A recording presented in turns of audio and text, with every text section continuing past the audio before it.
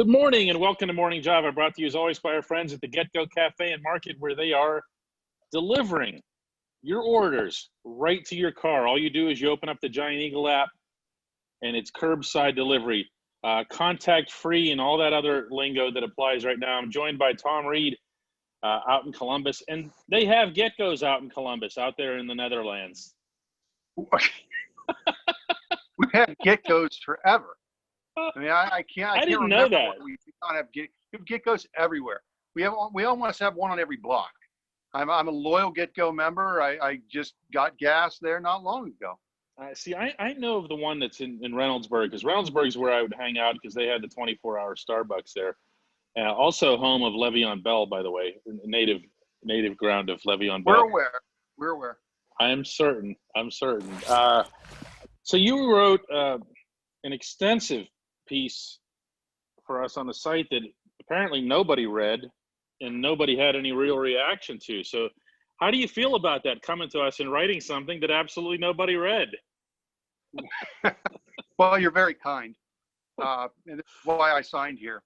No, it's just, when we first talked, we were just deciding, who could we write about right away? Of course, obviously, we're in a situation right now where access to people are a little bit limited, and I had a little bit of a runway. I said, well, let's go for one of the bigger personalities, no pun intended, in the market, and with Mark Madden, and was able to sit down with Mark for about 90 minutes last week. And the challenge with something like this is, again, he's been in the market for like 25 years. You don't want to write about what Mark thinks about Juju Smith-Schuster, because everybody knows what Mark thinks about that, or what he thinks about the Pirates. But just a chance to maybe sit down and talk to him a little bit of how he got this far along in his career, when it really is kind of his second act. You guys, I believe, worked together at the Post-Gazette. You're still in, for the most part, in the print business. Mark now is pretty much a full-blown radio personality in Pittsburgh. So I just thought he would be making kind of an interesting first profile coming in.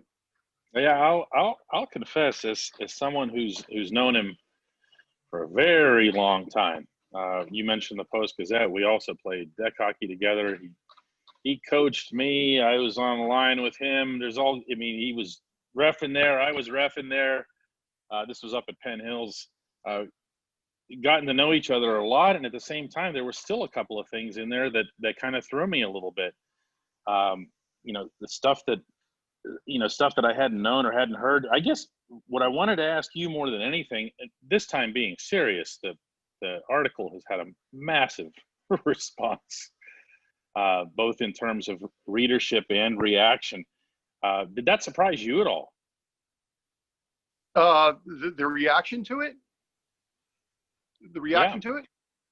Well, not really. I mean, who knows, right? You never know exactly how a story is going to go over. But when you think of in terms of Mark Madden and the fact that his ratings have been so good, and he's also, by his own admission, a very polarizing character, you're going to have probably a lot of people that like Mark and support what he's done, and the way that he kind of takes some stands that others people won't. And there's going to be others that don't like Mark. And just looking in the comments, it was kind of what I expected. There were people that like Mark and that like that it was kind of a story on him, as opposed to a kind of story of, again, what he thinks on the air all the time. And then there were people that I don't like Mark Madden. Why would you write about this? Because I know so much about Mark Madden. I don't like his style. So he's one of these people, and I think it's smart in the business. I mean, maybe 50% of the people agree with you, but 100% of the people know about you. And I think and I think the comment from Ric Flair in there was, I thought Ric Flair kind of nailed it in the sense that there's a lot of people out there that don't care about people that sit on the fence. They want people with strong opinions, and that doesn't necessarily mean everyone agrees with you, but a lot of people are reading or listening. All right, so your phone rings and it's Ric Flair. Take me through this. Oh no, that was actually him. That was actually Madden. That was on Madden show the day I was there. Yeah, his phone rings and it's Flair. Um, I I got to tell you, I was kind of waiting on pins and needles for 2 days, and I told people Ric Flair's supposed to call me, and everyone was like, both of us have been doing this for a long time, and we've been fortunate enough to cover a lot of professional athletes, and our phones have, we have some numbers in our phones, but no one's usually, oh, Rick Nash is calling you, oh, okay, or somebody from Bernie Kosar, oh, that's cool. But Ric Flair? Yeah, that's another level. I got like 3 text messages just today just saying, God, I am so jealous that you got to talk to Ric Flair. Talk to Ric Flair. I felt bad because it was great, but I don't probably didn't appreciate it more than some of the other people did. Like I could tell my kids of any athlete anywhere that I interviewed that have absolutely no impact on them. But then last year when the Penguins were playing the Kings out in LA and the Kings were like, they announced through the press box that Snoop Dogg is going to be available at the first intermission. See, that is like, you can't even think of it. Yeah. Snoop Dogg happens to be a Steelers fan, right? If you remember the famous Todd Haley video. Oh, and so I'm sitting there going, I'm not doing anything, right? So I close up the laptop and I go and I ask Snoop a question about something about Antonio Brown or whatever. He didn't have much of a reaction to it, but it didn't matter. I got Snoop Dogg. I interviewed Snoop Dogg, came home, told my kids about it. Made everybody happy. Yeah, it's the power of celebrity. You watching the Stanley Cup playoffs at all? Yeah. Like a lot? You leave it on like around the clock? No. My previous life, I've covered the Blue Jackets a lot, and I'm married, since it's my first time on the show, I'm married to a girl from Irwin. So I've been watching the Penguins for, 30 years now, even more. So certainly watched those 2 series, watched briefly the Ranger series. And at night when everything kind of calms down, I would like to watch the games out West if you can. So I've been watching a lot of it. What do you think of the hockey in general? Has it been good? Has it been bad? I'm tired of talking about the crowd effect and whatever else. I'm just the actual play, the quality of play that we're seeing. I think it's been good. I think it's one of the things that's interesting. I was sharing this with somebody yesterday, and now Montreal fought back and forced a game 6 yesterday, but there have been a lot of like lopsided series. It's almost like the NBA's first round. The NBA first round, usually there's tons of sweeps and 4-1 series. And usually with the NHL, we get, a couple of game 7s.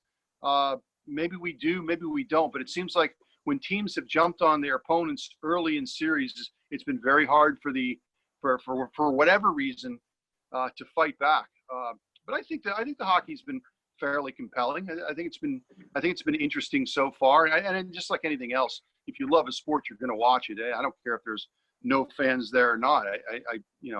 I've been getting into the games. Now that you've seen Montreal, not just through 1 series, but through 2 series, and they're pushing the Flyers hard here, how much of what happened to the Penguins was about the Canadiens and how much was just about the Penguins? I still think it's probably more about the Penguins, but certainly, I'll be honest with you. I've never been even though I know he's a great goalie, I think Carey Price, to me, in watching him over the years, has been one of those guys that have won a lot of his share of regular season games, has always been a great player, but just been on a team that doesn't score. They don't make the playoffs very often. I've kind of compared him in some ways to Carmelo Anthony, the basketball player, and that all of his best moments have been on the international level. He's won on the, I don't want to say the coattails, but has won championships with Canada instead of kind of doing it in the playoffs. I thought he was terrific against the Penguins, and the Canadiens are one of these teams. They don't play stylistically the same way.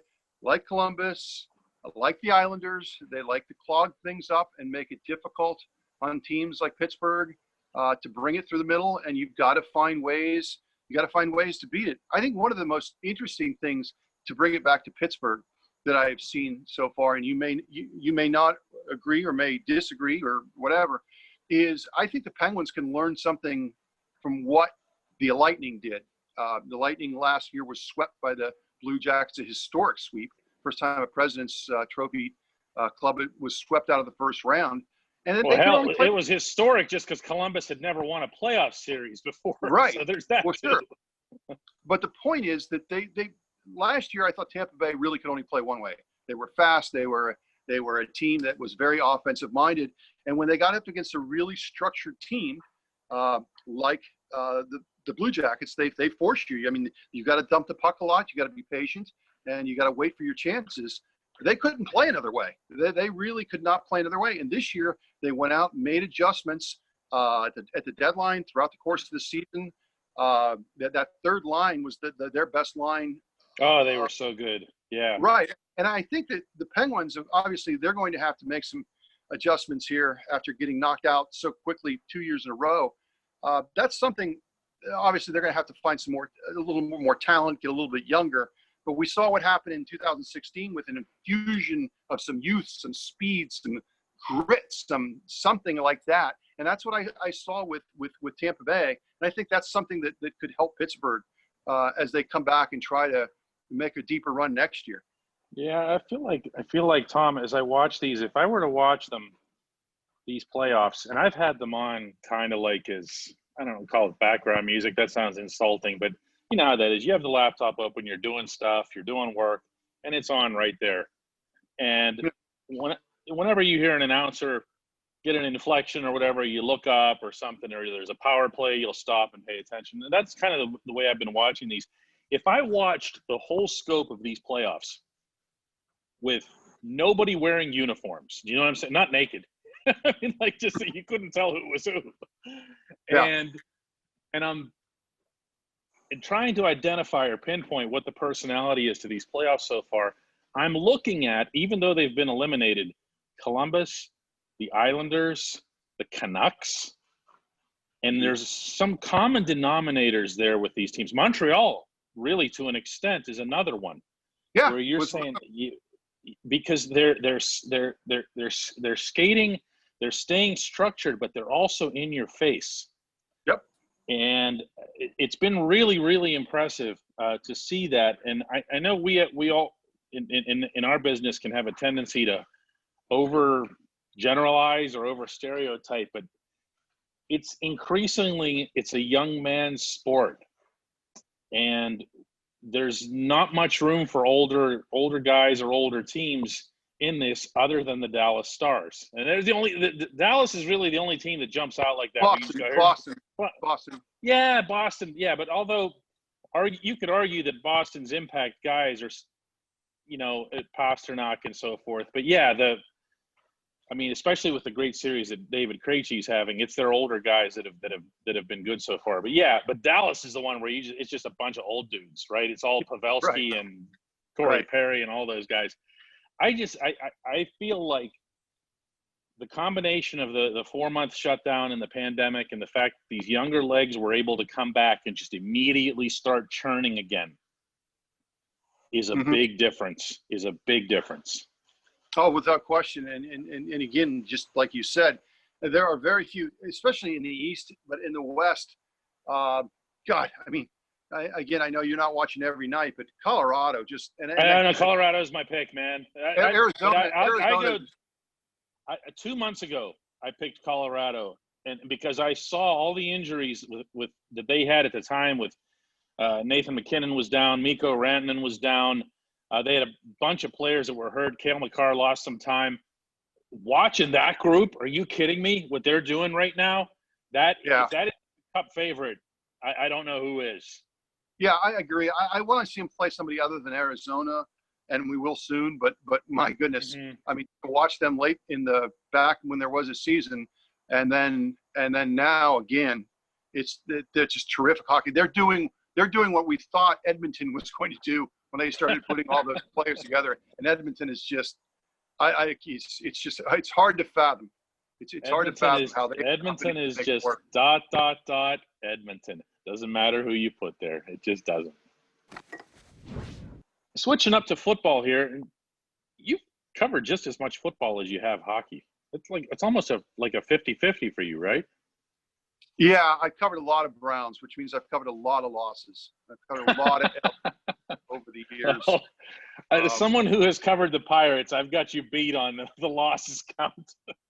Yeah, you do. But well, don't forget, before I covered the Browns, when I was at the Plain Dealer, I covered the Cavs in Kyrie Irving's rookie year, and I know you've seen some lopsided baseball games, but until you have been to an NBA game between the Detroit Pistons and Cleveland Cavaliers, where there were probably 3,000 people in the building, and the score was 100-50, you have not seen that team yet.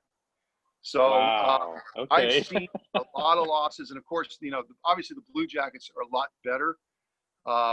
But the first couple of years I was on that beat, I saw a lot of losses there. But yeah, with the Browns, obviously last year there was so much expectation, and they did not come close to living up to the hype. And we'll see what they do this year. Well, that's actually what I wanted to bring up with you here, because there's expectations are being raised by some, not by everybody here, for the Steelers. I think there's still a shell shock effect from what happened to the offense last year without Ben. When you go from 4th in the league in total offense to 28th, there tends not to be a, gee, why did that happen effect. It just feels like it happened. Do you know what I'm saying? So yeah. I think that with Ben being back, Ben's looking great, not good, great in camp, like the best he's looked in a long time. And the weapons that he has, there's cause for optimism. But what about the rest of the AFC North, starting with Cleveland? I mean, are they to be – why would anybody ever take them seriously, basically, Tom? That's what I keep coming back to. All they do – I say this all the time – all they do is they go out and they buy toys. They get toys and they never put together a football team. Yeah, and I think they are in a very unfortunate situation this year. I mean, every team's obviously dealing with a pandemic, and of course you can say this about the Browns every year, but they're bringing in a new coaching staff, right? They're kind of starting over with a lot of things. Every year. So this is a bad year to be starting with a new offensive scheme.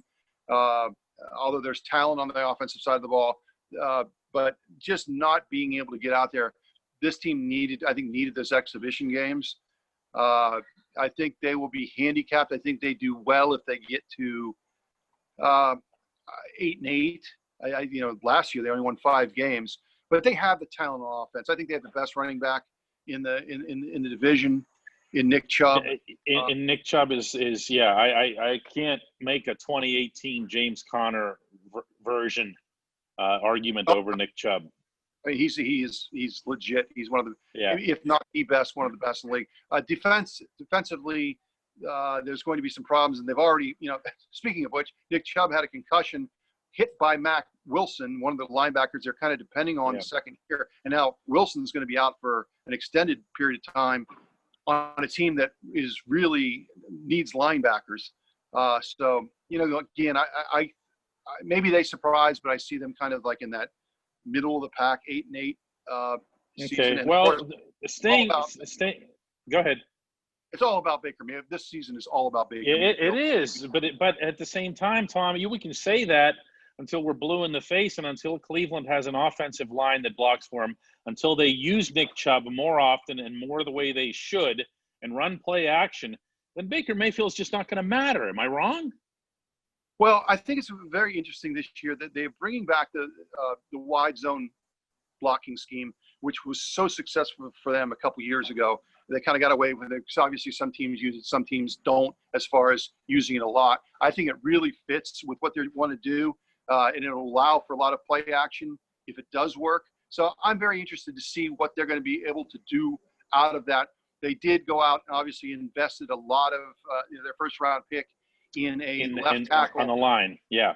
Finally, they also brought in Conklin. Finally, they brought in Conklin, who's a really good guard from Tennessee. The big question there, again, when you bring in a new left tackle, first of all, he played right tackle in college, and anyone who knows the game will tell you that is a very hard move, going from right tackle to left tackle. Not that it can't be done. As a rookie with no summer reps. Right, no OTAs, no exhibition games. again, this is where we go back to where I think if they get to 8-8, it's a pretty good season. Now, Cincinnati, we can pretty much just dismiss. I mean, it'll be fun, maybe, possibly watching Joe Burrow mature. He's got wide receivers. He also has no offensive line, and he's going to spend most of those 16 games on his back. The defensive guys that the Bengals have are still big names, but they're also names who were bigger in the past. I can't imagine the Bengals being even remotely competitive. Can you? No, this is certainly, as you said, this is all about Joe Burrow. We'll see how he does. Again, we've seen quarterbacks come in, and you could tell even on bad teams, Peyton Manning, I think Peyton Manning threw a zillion interceptions his rookie year, but you could tell way. You could see it, yeah. Really good. And, so I think that's what more than anything. And to your point, he's still ambulatory at the end of the season and doesn't get hurt. They're a couple years away, but they needed that. That's a great pick for them. And here in a couple years, maybe as some of these other teams like Pittsburgh get older, maybe they can move up. And then of course there's the other team at the top. Well, yeah, I was purposely saving them for last because Baltimore has a couple things working against them for all the good that we saw out of 14-2 last year.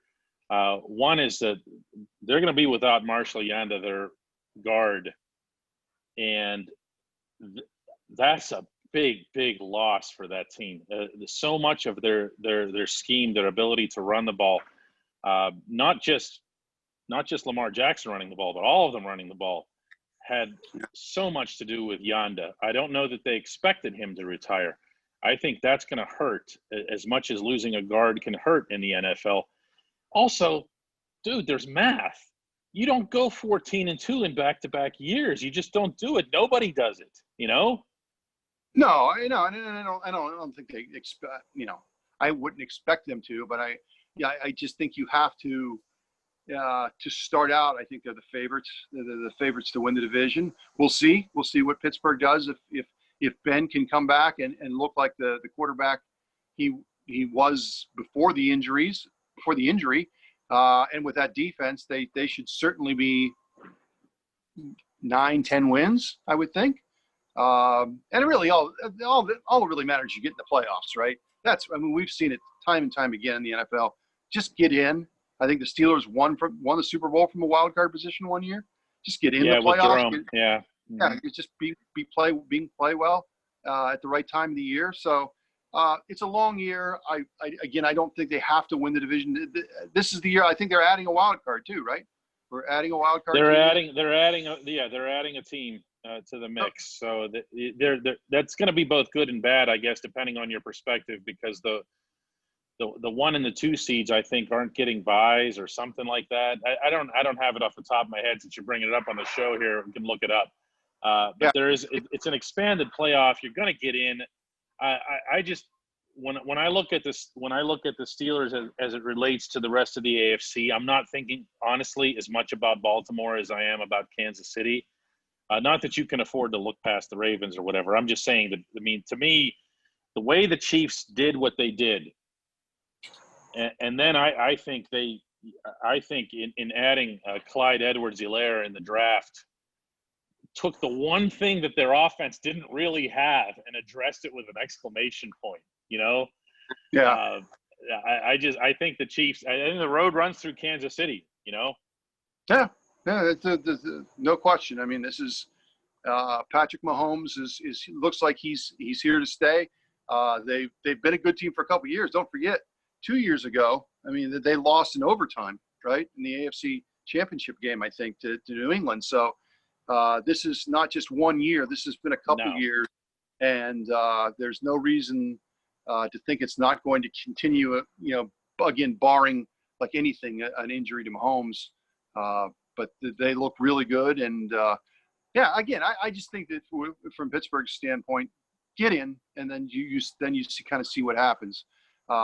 And it's going to be fun to watch. And also with the Steelers, who steps up this year as receivers for Ben, and was that all it was with some of those receivers last year? Juju did not really just take the reins after AB left. So it's a big year for him.